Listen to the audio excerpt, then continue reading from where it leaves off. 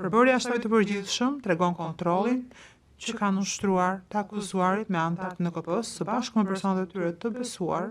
Unë do të fokusohem sot në rolin e zëvendës komandantëve, inspektorit të përgjithshëm, informimit, aspektit politik, zbulimit dhe policisë. Donse provat e bëjnë të qartë se Selimi e ka pasur këtë pozicion nga mesi i korrikut i 1998-s, tani do të flas për strukturën e shtabit të përgjithshëm. Rolet dhe pozicionet e anëtarëve të shtabit të përgjithshëm janë diskutuar dhe janë vendosur në mbledhjet e shtabit. Detyrat dhe përgjegjësitë janë pasqyruar në rregulloret e shtabit të përgjithshëm.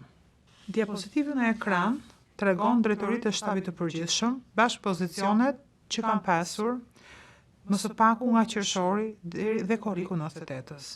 Korniza e verdh tregon të akuzuarit, ndërsa korniza e zezë anëtarët në NKP-s me emër. Disa kutiza nuk kanë emra.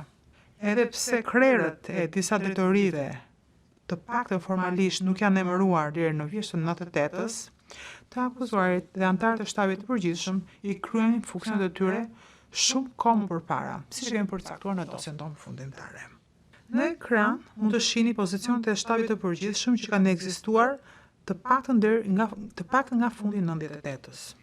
Njësoj si dhe me diapozitivin e fundit, korniza e verdh tregon të akuzuarit, ndërsa korniza me të zezë anëtarët e NKP-s.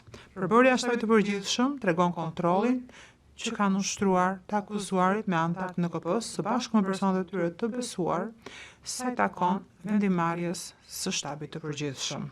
Sikurse e ka shpjeguar Bislim Zyrapi në intervistë në ZPS-s, ka qenë një nga anëtarët e shtabit të përgjithshëm që ka qenë pjesë e grupit të personave të besuar.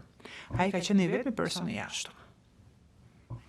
Prokuroria në dosjen e vet trajton me hollësi pozicione të ndryshme dhe drejtori të ndryshme. Unë do të fokusohem sot në rolin e zëvendës komandantëve, inspektorit të përgjithshëm, informimit, aspektit politik, zbulimit dhe policisë. Nga mesi i nëntorit 1998, zëvendës komandanti Krasniqi, kur mori dhe rolin, ushtroi autoritet të plot në mungesë të komandantit të përgjithshëm. Ndonse mbrojtja e Krasniqit përpiqet të tjetërsojë hierarkinë e UÇK-s, provat e bëjnë të qartë që shefi i shtabit kishte në varësinë e vet komandantët dhe zëvendës komandantët. Kjo konfirmohet nga urdhëresa, raporte rregullore dhe dëshmi të tjera. Mbrojtja e Krasniqit në mënyrë selektive citon dëshminë e Naim Alokut për të mbështetur parashtrimet e veta.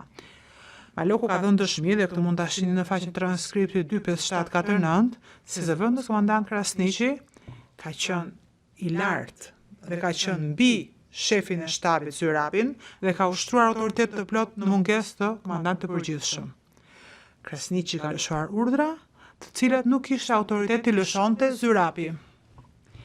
Flasim tani për rolin e Recep Selimit në shtabin e përgjithshëm. Të paktën nga qershori 98-s ka qenë kreu i drejtorisë operative dhe nga mesi i korrikut 1998 ka qenë inspektori i përgjithshëm. Mbrojtja e Selimit konteston datën e saktë kur ka marrë zyrtarisht pozicionin e inspektorit të përgjithshëm dhe thonë se vetë Selim më parë ka thënë se ka qenë në këtë pozicion nga gushti ose shtatori, por ai vetë nuk ka qenë i sigurt. Donse provat e bëjnë të qartë se Selimi e ka pasur këtë pozicion nga mesi i korrikut i 1998-s, roli, autoritetet dhe premtëritë e tij në thelb mbetën të njëjtat edhe para edhe pas emërimit të dy zyrtar. Në cilësinë e inspektorit të përgjithshëm, Selimi ka operuar në nivel të komandantit të përgjithshëm. Funksioni i tij ishte operativ, mbikëqyrës dhe disiplinor. Vetë Selimi, përfshirë në deklaratën e TPN-s në 2004 dhe në intervistën e ZPS-s në 2019 ka shpjeguar se ka qenë në kontakt të vazhdueshëm me komandantët e zonave dhe ka marrë pjesë në formimin dhe organizimin e zonave. Ai madje ka konfirmuar se personalisht ka nënshkruar emërimet e disa personave, të cilat janë konfirmuar dhe nga disa dëshmitar. Madje disa nga këto urdhra për emërime janë tashmë të pranuara si prova gjyqësore. Si inspektori i përgjithshëm në përputhje me rolet e mëparshme në UÇK, përgjegjësia kryesore e Selimit ishte të inspektonte njësitë vartëse në terren. Sikurse parashtrohet në pjesë të ndryshme të dosjeve prokurorisë, Selimi vizitonte brigadat, njësitë e zbulimit dhe policinë ushtarake për të vlerësuar gatishmërinë luftarake, moralin, organizimin dhe komandën.